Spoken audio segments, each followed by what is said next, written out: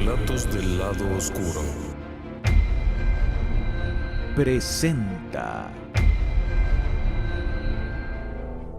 Clock Clock, 19º capítulo de las aventuras de Arthur Gordon Pym. Adaptación de la novela de Edgar Allan Poe. En nuestro viaje al Polo Sur, hallamos en un conjunto de islas a una tribu de personas de piel oscura. Después de que su jefe, Tu Wit, subiera a nuestro barco, nos invitó a bajar a conocer su aldea. Tardamos casi 3 horas en llegar al lugar, que se hallaba a unos 15 kilómetros en el interior de la isla, y la senda se extendía a través de una zona escarpada.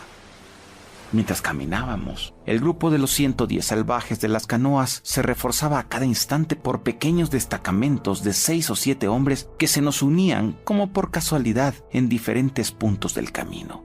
Había un propósito sistemático que me hizo sentir desconfianza, y le expresé al capitán Guy mi inquietud, pero ya era demasiado tarde para retroceder y convinimos en que lo mejor para nuestra seguridad era demostrar una confianza absoluta en la lealtad de Tu Wit. Seguimos adelante, pues, con los ojos muy abiertos respecto a las intenciones de los salvajes, sin permitirles dividir nuestras filas, irrumpiendo entre ellas. Después de atravesar un barranco, llegamos al fin a un grupo de viviendas que, según nos dijeron, eran las únicas en la isla. El jefe gritó repitiendo con frecuencia la palabra «Clock, clock». Supusimos que ese sería el nombre de la aldea. Las cabañas eran de aspecto miserable, incluso más que las de las razas salvajes más inferiores que la humanidad haya conocido. No estaban construidas siguiendo un plan uniforme. Las casas de los Wampus o Yampus, quienes eran los grandes personajes de la isla, consistían en un árbol cortado a 1 metro de la raíz, cubierto con alguna piel negra que colgaba en pliegues sueltos sobre el suelo.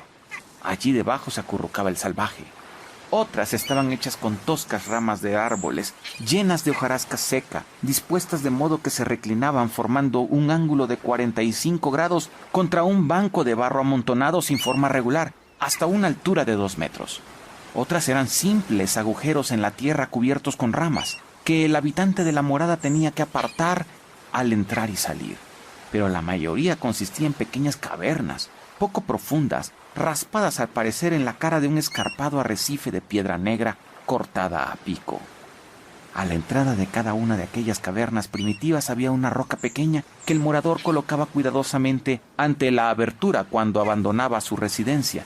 Ignoro con qué propósito, pues la piedra era tan pequeña que apenas cerraba la tercera parte de la abertura. Esta aldea, si merece semejante nombre, estaba situada en un valle de cierta profundidad, al cual solo se podía llegar por el sur, pues el escabroso arrecife cortaba todo acceso en las otras direcciones. Por el centro del valle corría un arroyo susurrante, de la misma agua de apariencia mágica que vimos a nuestra llegada, que presentaba capas purpúreas bien definidas. Alrededor de las viviendas vimos varios animales extraños, todos al parecer domesticados. Los más grandes se parecían a nuestro cerdo común, tanto en la estructura del cuerpo como en el hocico, pero su rabo era peludo y sus patas delgadas como las del antílope. Su marcha era muy torpe e indecisa y nunca le vimos correr.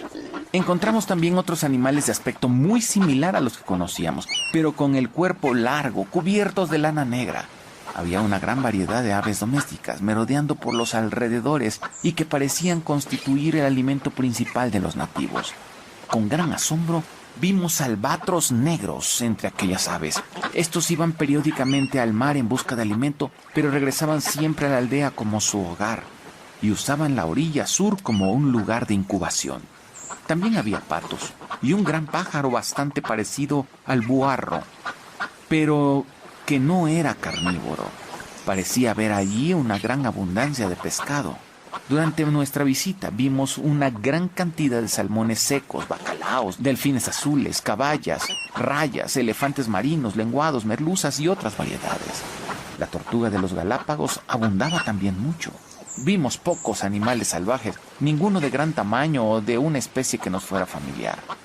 1 o 2 serpientes de terrible aspecto cruzaron nuestra senda, pero los nativos le prestaron poca atención, de lo que dedujimos que no eran venenosas. Cuando nos acercábamos a la aldea con Tu Wit, una gran multitud salió a nuestro encuentro, dando fuertes gritos, entre los cuales distinguíamos los eternos Anamomu y Lama Lama. Nos sorprendió mucho ver que, a excepción de uno o dos, los recién llegados iban completamente desnudos, pues las pieles solo las usaban los hombres de las canoas. Todas las armas del país parecían estar en posesión de estos últimos, pues no había ninguna entre los habitantes de la aldea. Había muchas mujeres y niños. Las mujeres eran bellas, altas, erguidas, bien constituidas y dotadas de una gracia y desenvoltura como no se encuentran en la sociedad civilizada. Sin embargo, sus labios, al igual que los de los hombres, eran gruesos y vastos, hasta el punto de que ni al reír dejaban ver nunca los dientes. Su cabello era más fino que el de los hombres. Entre todos aquellos salvajes desnudos había 10 o 12 que estaban vestidos, como los de la partida de Tú-Wit, con pieles negras y armados con lanzas y pesados garrotes. Parecían tener gran influencia entre los demás, quienes al hablarles les dirigían siempre el título de Wampu. También ellos eran los que moraban en los palacios de las pieles negras. El palacio de Tú-Wit estaba situado en el centro de la aldea y era mucho mayor y algo mejor construido que los otros de la misma especie. El árbol que constituía su soporte había sido cortado a una distancia aproximada de 3,5 metros de la raíz, y justamente debajo del corte habían dejado varias ramas que servían para extender el techo e impedir de este modo su aleteo contra el tronco. El suelo estaba sembrado de buena cantidad de hojas secas a modo de alfombra. A esta cabaña fuimos conducidos con gran solemnidad, metiéndose en ella todos los indígenas que cupieron. Tú-Wit se sentó sobre las hojas y nos hizo señas de que imitáramos su ejemplo. Lo hicimos y definitivamente nos encontrábamos en una situación especialmente incómoda, si no crítica. Nosotros éramos 12 y los salvajes 40.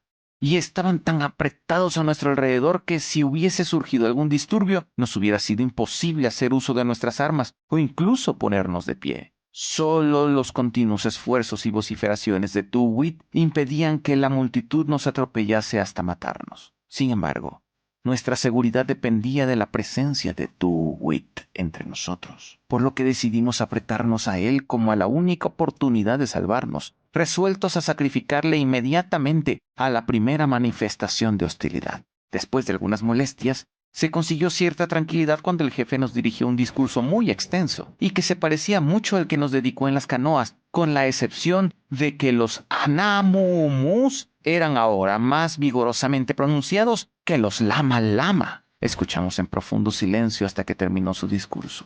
Entonces, el capitán Guy le respondió asegurándole al jefe su eterna amistad y buena voluntad, concluyendo su réplica con el regalo de unos collares de vidrio azul y un cuchillo. Al tomar los primeros, el reyezuelo, con gran sorpresa nuestra, levantó la nariz con expresión de desprecio, pero el cuchillo le causó mucha satisfacción e inmediatamente ordenó que sirvieran la comida. La comida consistía en las entrañas palpitantes de un animal desconocido, probablemente uno de aquellos cerdos de patas delgadas que habíamos observado al acercarnos a la aldea. Viendo que no sabíamos cómo arreglárnoslas, comenzó, como para darnos ejemplo, a devorar a grandes bocados el alimento. No pudimos soportar aquel espectáculo y dimos evidentes muestras de náuseas. Tú-Wit se asombró. Declinamos compartir las exquisiteces que nos ponían delante y nos esforzamos por hacer comprender que no teníamos apetito, pues acabábamos de tomar un sustancioso desayuno. Cuando el monarca dio fin a su comida, comenzamos a hacerle una serie de preguntas de la manera más ingeniosa que pudimos imaginar para lograr comunicarnos, con el propósito de descubrir cuáles eran las principales producciones del país, para sacar provecho de alguna de ellas. Por fin, pareció comprender lo que queríamos decirle, y se ofreció a acompañarnos hasta una parte de la costa donde nos aseguró que encontraríamos pepinos de mar en gran abundancia. Estábamos encantados de aprovechar la oportunidad de librarnos de la multitud y manifestamos nuestra impaciencia para ponernos en marcha. Salimos de la tienda y, acompañados por toda la población de la aldea, seguimos al jefe hasta la extremidad sudeste de la isla, no lejos de la bahía donde estaba anclado nuestro barco. Esperamos allí casi 1 hora, hasta que a las 4 canoas fueron traídas por algunos salvajes.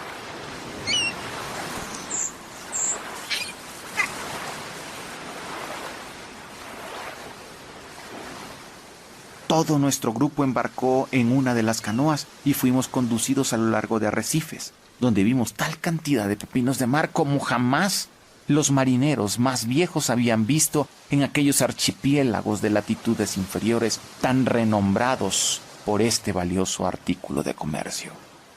Calculamos que habríamos podido cargar fácilmente una docena de barcos con aquel animal. De regreso a nuestra goleta, nos despedimos de Too Wit, después de hacerle prometer que nos traería en el plazo de 24 horas tantos patos marinos y tortugas de los Galápagos como pudieran cargar sus canoas. En toda esta aventura no vimos nada en la conducta de los nativos para suscitar sospechas, con la sola excepción de la sistemática manera como habían reforzado su banda durante nuestro trayecto desde la goleta hasta la aldea. Clock Clock, las aventuras de Arthur Gordon Pym, 19º capítulo, Edgar Allan Poe.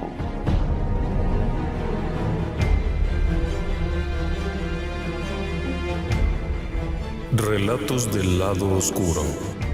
Guión y producción, Tania Sabugal. Voces: José Ramón Cantalapiedra, Michel Marín, Rosa Águila, Carlos Zárate, Yolanda Lemus, Eduardo Sabugal, Laura Gaeta y Alejandro Estrada.